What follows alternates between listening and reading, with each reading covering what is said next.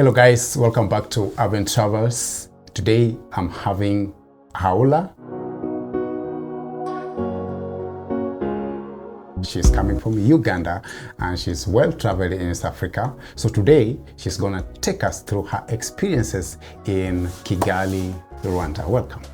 Thank you. Hi everyone, my name is Haula and I'm from Uganda. As for the topic, we're going to be talking about Rwanda. Yeah, we are going to talk about Rwanda, and in this case, Kigali, the capital city of Rwanda. All right, so she has traveled to Kigali and Tanzania. We've met like in all these three countries, but today I just wanted to hear her opinion in her travel in Rwanda, Kigali, and she happened to tell me behind the scenes a couple key highlights of the things that she experienced in Rwanda. So tell us, starting with, I always love to start with food. Oh, food. How is Rwanda's food? Rwanda doesn't have a local food. Who? Local food? Yeah, it doesn't have local food. What do you mean by local food? What do I mean by local food? You see, like when you come to Kenya, like in Kenya, Nairobi, it has ugali. Okay. It has nyama choma. You understand? You can eat you can scoop Mbuzi choma specifically. You can scoop your ugali with mbuzi choma properly and then you enjoy. So now for Kigali, when you go to Kigali, it's more of international cuisines and the local dishes. Honestly, I did not see. You didn't eat local dishes? No, I did not see. The local dishes that they have, they're like other people's local dishes. Other countries' local dishes. Not their local dish. But I ate matoke. That is from Uganda. That's from Uganda? Yes, that is from me. Like, if you say matoke, everyone will be like, that is Uganda. That is Uganda. They'll not say, oh yeah, that is Rwanda. No, they'll not say that. They'll say, it is Ugandan. What is our Kenyan dish? If you know our Kenyan dish, you can put it in the Kenyan main dish. You can put it in the comment section. What I have as a Kenyan main dish is ugali. But if you have any other Kenyan dish that is more main than mine, you can put it in the comment section. Yeah, so Haula is telling us that Rwanda doesn't have traditional food. Yeah, traditional food. Traditional food, like the ugali. Yeah. The ugali I ate in Rwanda, they call it kaunga. Yeah, it's the same thing even in Uganda. We call it kaunga. Kaunga? Yes. And it's quite different from the Ugandan, the Kenyan ugali. Have you ever tasted Kenyan ugali? That's why I told you. They have dishes that are from other people's dishes. Kenyan ugali, it is not processed. It is that it is. But for Ugandan kaunga, it is processed. They have to remove the first coat, the second coat, the third coat. We get the other coat, which is really white. The white coat, whereby if you mingle it, it's going to look perfect. Perfect. It sounds to me like you're marketing Uganda. No. Okay. So that means Rwanda, since you mentioned it doesn't have many traditional foods, so we should expect more KFC branches in Rwanda? No, shockingly, it only has one KFC. You are kidding. Guys, there's no reason Rwanda can have one KFC branch. You are kidding. If this is true by 2025, February, then put it in the comment section. She's telling me that Rwanda as a whole country has only one branch of KFC. I beg to disagree. Prove me wrong in the comment section. It only has one branch. Where is it? Because I only know the one at Remera. It is the one near the petrol station. All right, let's move to the next subject. The people of Rwanda. You know, whenever you get to Kenya, you go to Uganda or Tanzania, there's always this vibe people want to know more about you, especially if they realize that you are a visitor from another country. They will want to maybe try to talk to you, try to have a conversation with you. Did you experience the same in Rwanda? Well, in Rwanda. Kigali. I call it Kigali. Why did I call it Kigali? It's written Kigali. Kigali, we call it Kigali. You see, I'm going back to my country again. She likes going back. I think Haula is laying on one side here. I'm not laying I want on it to one be side. neutral. No, I'm just giving. I'm just giving. So Uganda and Rwanda pronounce K as ch. Chi. Okay. Chigali. Even other people. I don't know about Kenya. Maybe you call it Kigali. In Kenya, we have a community called Kamba. There is a common name, Kialo. You would read it as Kialo, but the natives, they read it as Chalo. Yeah, so I think it's a Bantu thing. Yeah, it's a Bantu thing. So I really don't know. So now you're talking about the people. The people. Yeah. See, the people for Rwanda. Wow, the people for Rwanda are very not social. They are not social? Hey, if you're Rwandese and you're hearing this podcast, are you guys antisocial? Are you not social? She says that her experience in Rwanda was a little antisocial. People are not social. I'm going to enlighten that. See, they're social only if you know them. For example, I have friends in Kigali. Those ones are very social. But then if you don't know anyone in Kigali and you're walking around, you're stranded. You're going to ask anyone for directions. They're just going to be passing by. Because first of all, I like the fact that they put emphasis on their language. They like their language. It is Rwandese, right? Kinyarwanda. Yeah, Kinyarwanda. They use their language. That is a very good point. I mean, like, some of us are in Uganda and then here I am speaking English.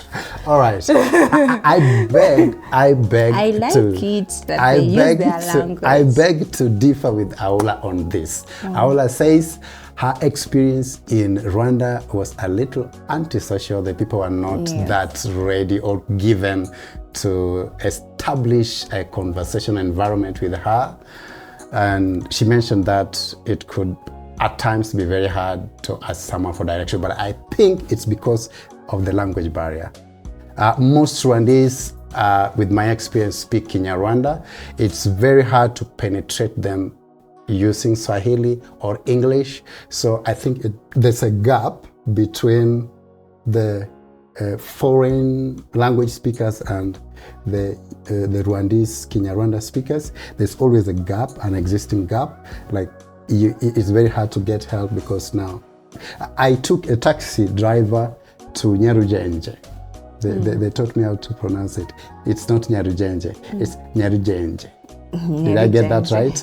Yeah, so this taxi driver, so I was only speaking English, and this taxi driver would be talking to me in Kinyarwanda, and I reply back, I guess, and reply back in English. And now there was that language barrier, like I'm answering things that I've guessed. Yeah, so I think it's a language barrier. Yeah. Because in my case, I actually met very nice people at Nyabugogo. The people helped me in making exchange, and they were very ready. They were speaking though a little Swahili, but he could connect that's the thing. Yeah. They're So I think speaking it's language. Swahili. They're speaking Swahili because you connected with them because they're speaking Swahili. So now imagine a foreigner comes in and then she's like, okay, I go like, oh hi, how are you? They'll be like, But I think your neighbors, you should do a few Kinyarwanda. Urakoze. Urakoze. Muraho. Nah. I love experiencing different cultures and languages and everything. But for Rwanda, Kigali, it's been hard for you, a little hard. Yeah, it was a little bit hard. Tell me about the hotel, did you take an Airbnb or an hotel? I stayed at a friend's place because I was going to stay there for a longer time. But the first time,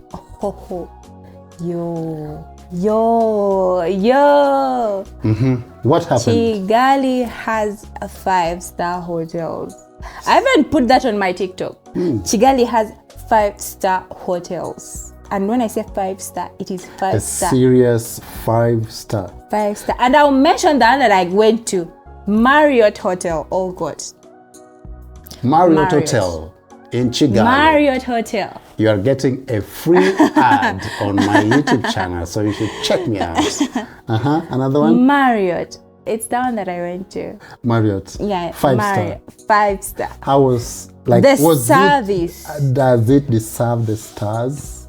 It really deserves. It deserves the service. Starting from the entrance. See, I don't know how they do it. You see, when you go out, you feel like you're left alone. But when you're in the hotel, you're not alone. You feel like that is your family. Yeah, my family, I found you. Where have you been? The gate, the security welcomes you properly. The entrance, they're all handling you like as if you're their own. Plus, they speak English, and then if you don't know, they're flexible. They welcome you. They take your stuff. If you're lost, oh God, now, oh my God, the hotel. Marriott Hotel. The hotel. The spa. Yo. So, They out of should 10, go. out of 10. 10 out of 10. Marriott is getting 10 out of 10 on my YouTube channel. 10 out of 10. I'll come to Marriott. I'll come to Marriott Hotel and see if I can also give it a 10 out of 10. 10 out of 10. So from the hospitality, 10 out of 10. 10 out of 10. Services, 10 out of 10. 10 out of 10. Food. Food? Food is, I'm not going to say 10 out of 10. I'm going to say like 8. 8 out of 10. You know, Yeah. that's still a lot. I've been giving hotels 3 out of 10. Do you know why I'm 4 out saying of 10. 8? Because it's luxury. You understand? Everything luxury. Luxury. Wow. Luxury. Wow. So, in terms of the hotels, you would mention Marriott. Marriott, definitely. Marriott. If you're looking for something, Marriott. And it's not that plus, it's not that expensive. It's affordable. It's affordable. It's affordable. Tell me about your means of transport, how you are moving in and around Kigali. How was it? The taxi, do they have Uber, Bolt, or they have some other companies that's Yeah, working the like first Uber? challenge that I faced when I was in Kigali, you know, when you're in Uganda, our driving is on the right. Like Kenya. Yes. So when I reached in Kigali, it was on the left. Hey, So everything changes. Yeah, so when the guy was driving me on the left, I first thought maybe he's trying to overtake these cars. So when the car came, I almost felt like as Only if to we are, realize it's going to his lane. Yeah. I almost felt like as if they're going to knock me, but no. Yeah, so this is my special shout out to Trinity Bus. It's a bus company that is domiciled, okay, of course, if you have ever used it, it's domiciled in Rwanda, Kigali, and it operates on express system from Kenya to Kigali, back and forth. They have the best drivers. I didn't see any careless driving in my safaris. And I also saw a level of care and hospitality with their management. So big shout out to them. You're doing a great job, and may God bless you. So I was asking you about the transport system experience in Kigali. Do they have Bolt, Uber, or some other companies doing the same thing as the Bolt? Yeah, before I go to like transportation or anything, one thing you should know, when you're going to Rwanda, it is a luxurious country. It's expensive for travelers, you're trying to say? No, it's not expensive for travelers, but it is luxurious. If you're going to Rwanda, you have to prepare yourself money-wise. You have to be financially not stable, but you have to plan. That things are expensive. Their money rate, when you compare it to Uganda, their money has value. It crashes Uganda every single day. Yeah, it does. All right, so So when are you go trying- there, just know it is luxury, and then everything is top notch. Transportation is good. They have Uber, Bolt. I'm not so sure because I didn't use it, but Uber, they have Uber, and they have these borders. How do they call it? I didn't see Bolt in Kigali. Yeah, I didn't use it. I also didn't. I saw this company called Yebo. Yebo. Yebo cabs. I don't know. Yebo or Yego. Yebo. Help us in the comment section. Is it Yebo or Yego cabs? Oh, okay. So Uber, it's flexible. Uber finds you anywhere, my friend. It finds you anywhere in Kigali. I mean, like generally Rwanda. So they have borders, and borders. If you don't know Swahili and you don't know Kinyarwanda and you come with your English, it's a problem. I used the motorbike quite often because actually, if you want to save more in Kigali, use the motorbikes. The motorbikes will do the job. Yeah, will do the job. They have helmets for passengers. Yeah. And that is a really good thing when it comes to safety measures on the road. And also there are key highlights. I will ask you yours, of course. Let me just give this as my own key highlight. I love the security system in Rwanda. The police, traffic police, there's no corruption. I didn't see a traffic police collecting money from drivers, from cabs, from people along the road, as you will always see in other African countries. And they like their people. You see, you talked about organization and then obedience and security. See, even if you're walking and a car is passing, the car will stop. It will stop. It doesn't care. You know, in Uganda, people walk like this. They walk like as if they own their own car. I mean, they own the whole country. They can cross anywhere. Yo, in our country, they're already move. Vayo. I saw a scenario in Kampala when I was waiting for my bus. I think it was Jaguar company connecting me. Oh, Simba or Jaguar? I think Jaguar connecting me to Kigali. My first visit. So I was just by the road, just taking my street strolls, just trying to see Uganda for the first time, how things happen in the street. Then there are a couple key highlights I have in your country. I laughed loud when I saw a traffic police using Mvinja, it's called a whistle, to control the traffic. So I just had, and now these cars were going. Then again, after these cars went their way, now it was opening for the other cars. He again whistled, and these ones were gone. I was like, hey, what but has in happened? Rwanda, there is respect. There is respect. I'm telling you, my friend. A car is like going, then a passenger is also passing.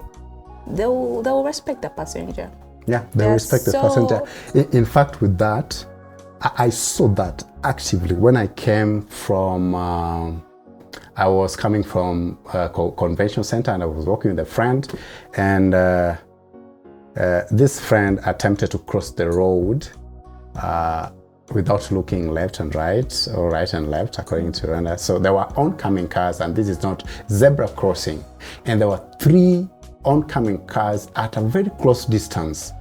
And as he was crossing, he almost got knocked by the car because he was crossing at a wrong crossing area, like on a highway, and the driver had to hit emergency brakes, and all the cars hit emergency brake to save his life. So I realized that was they respect a level passengers. of they respect passengers.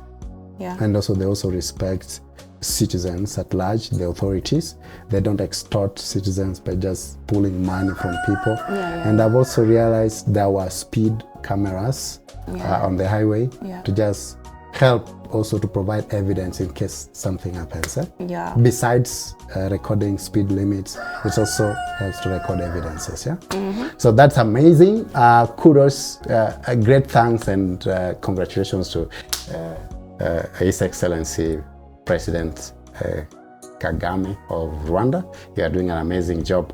My highlight was an unmeasurable level of order in Kigali, and I'm told it's the same in the whole country. So not forgetting how clean it is. Very clean. Very clean. That falls under order. That was very clean. Very they clean. even have a month, like every end of the month, Yeah. they have to do a general cleaning. Every end of the month, general cleaning, like for the whole country. Yeah, so I think that's why. Does it ever get dry? Does Rwanda ever get dry? I don't. All the time I've ever visited, it's always Raining. and there's always green vegetation. Yeah, they do have vegetation. So does it mean when we get clean, God has a reason to always bring rain? Maybe we should also clean our country that you get we should rain. learn from what's happening in Rwanda. Yeah. All right, so when it comes to security, did you feel safe in Rwanda? I felt safe, very safe. Did you have no to question worry about it. about your safety, maybe walking alone Nothing. at night? It's almost, I should say it's almost like Dubai. But Dubai is another class also, Rwanda is another class. But with security structure. Security, it is like, let me say Dubai. Because Dubai, you can walk with your, right now the most used phone is iPhone for like hiding. Yeah. They can't steal your phone. No one to attack you or anything? Nothing. Walk with your phone. My friend, in Uganda. We don't Even try. in Kenya. Okay, we'll come back to Uganda. Let's concentrate on Kigali. Let's dissect Rwanda. Rwanda, security-wise, it's okay. So she says 10 out of 10. security is 10 out of 10. Marriott, 10 out of 10. So I think those are her major key highlights. Marriott experience. Marriott is a 5-star. Yeah, it is. So you have some money. Okay. Marriott experience, 10 out of 10. Rwanda security structure, 10 out of 10. And cleanliness, hygiene, street hygiene. Which hygiene are you talking about? Cleanliness. The country itself, it's very clean. Very clean. All right. So to just sum this up, no, there's a point we are forgetting. Okay. We were to talk about something. I'll remember it. The food. No, we talked about the food. Okay, yeah. You said it has value. No, me, I enjoyed the food. In fact, the food they ate, I didn't care whether it is from Uganda or it's Uganda dish. Yeah. I like the matoke, and there's how they cook it with ground nuts. It is called obunyo. But We call it katogo. It is the same thing. everything in Kigali is happening in Uganda. They should have something different. But you guys, you're like a family, you see. If you're going to Rwanda, on your way to Gatuna, a lot of ndizi, a lot of bananas. And bananas, there were a few bananas when we crossed the border. Let me tell you something. Bananas end at Gatuna. Bananas are everywhere. They do not No, end. the bananas in Uganda is too much. No? Everyone has either 3 trees of bananas in the compound. In the compound. Or did the president declare it an offense to fail to have a banana tree? No. It's one of the... I think, guys, let me know in the comment section, is it a criminal offense to fail to have even one banana tree in your compound? Because on my way from the border to Kampala, any home had at least 2 or 3 banana trees. Yeah, because they're very easy to plant. They're very easy. And They know how to fetch water for themselves and how to survive. Yes, they do know how They to don't survive. even need you to remove the weed. Yeah, and then the matoke comes out very nice. You've not bought it, you've planted it. Back to Rwanda. Back to Rwanda. One thing I liked also about Rwanda also, let me just mention this, you can never get lost.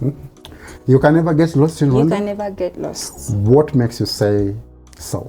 See, we talked about language barrier and stuff. Yeah, But you're confusing me. There's a language barrier here, you can't communicate, but still you can't get lost. You can't get lost. See, that's a conundrum. no, it's not. See, in Rwanda, every place has an address. Or street address. Street I address. saw something like KN 150 something. Yeah. It's like as if they named the whole country from A up to Z. So what does KN means? Kigali? It's just a location. Kigali North? No. 157 South? No, nothing. They just have letters on their street addresses. You just tell someone, I'm going to KL, plot number this. The board will be like, don't worry, I got you.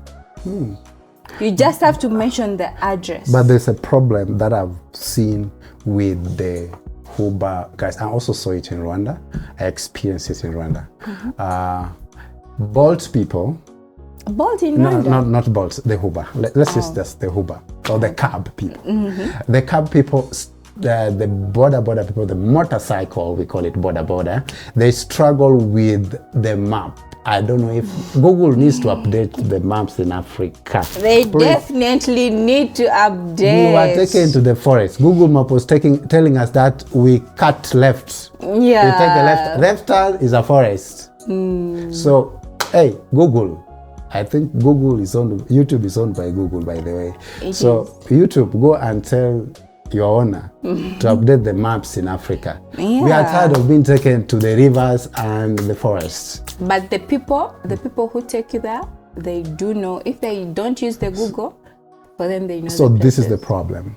Yeah, it's Google problem, not people problem. Are you sure? Yeah, like I told you, you use the border, you tell it I'm going to KH. No, if you send someone a WhatsApp location pin, they should be able to locate where you are. That is where you Someone went 2 kilometers past me. You just have to tell the person to mention the area code they're going to. As long as you mention that, you'll never get lost in Rwanda. So guys, these are haulas. Oh, let me do that again. These are These are howlers. These are howlers highlights about Kigali in summary. Yeah. So Haula has given Kigali 5-star hotel 10 out of 10. Yeah.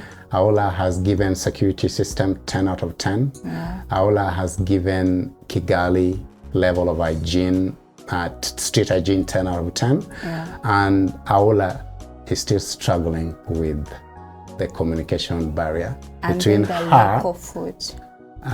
With the Rwanda people, which I've told her is the language barrier.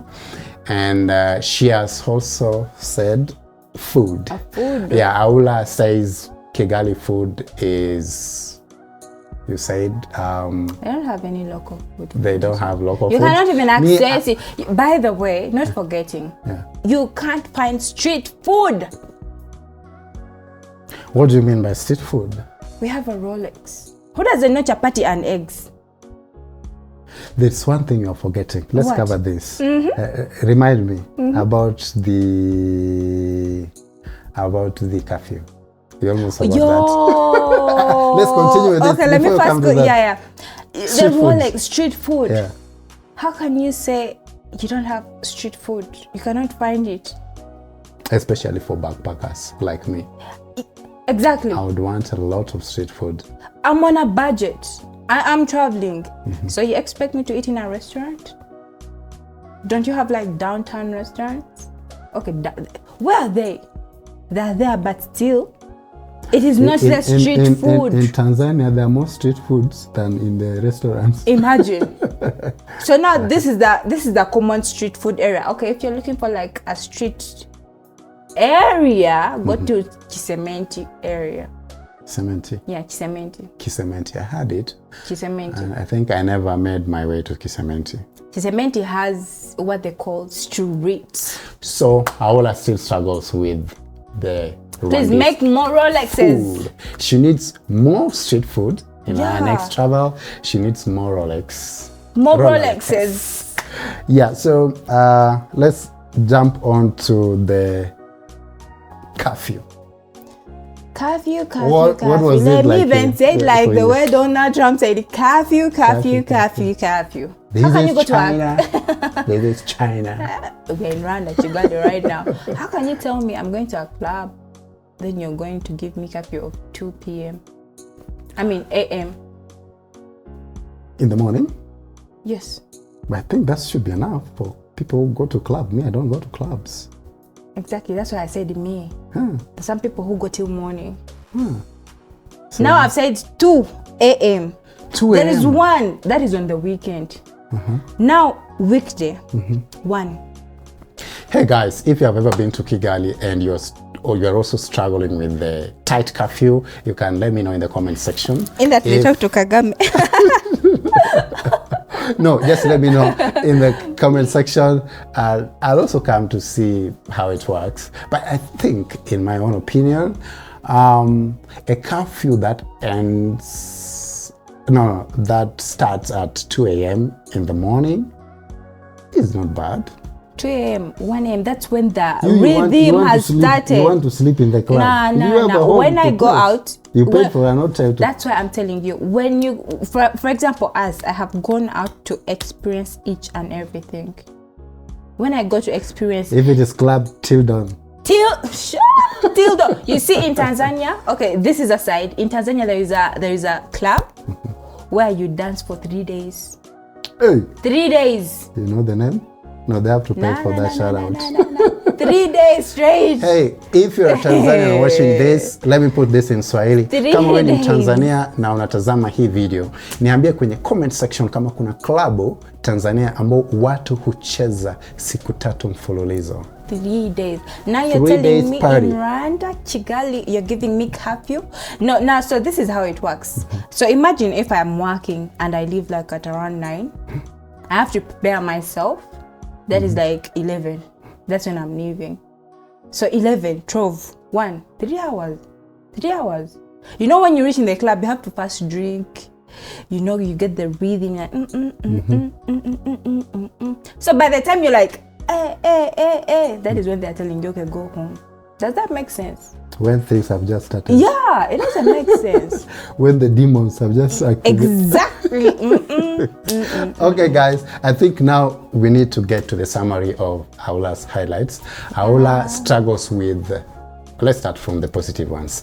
Haula has given Marriott Hotel. Say what you will face. No. That was your experience. Okay, my experience. It's the first time I'm hearing the hotel. Okay. So Haula has given Marriott 5-star hotel 10 out of 10. She has went ahead to give Marriott food 10 out of 10.